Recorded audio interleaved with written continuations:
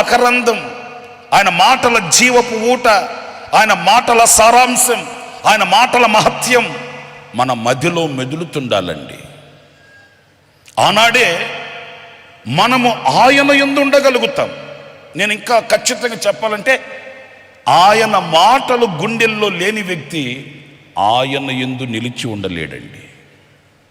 ఈరోజు నేను కొత్తగా చెప్పాల్సిన అవసరం లేదనుకుంటాను. కంప్యూటర్ కాలం కళ్ళు తెరిచింది, ప్రపంచం చేతికొచ్చింది, సోషల్ మీడియా పెక్కు పెరిగింది. ఇక లోకాన్ని అరచేతిలో పెట్టుకొని లోకాన్ని అంతటినీ అరచేతిలో చూడొచ్చు. అందుచేత ఏమైపోయిందంటే, ఈ లోక సంబంధమైన కార్యకలాపాలతో మన హృదయం నిండిపోయిందండి.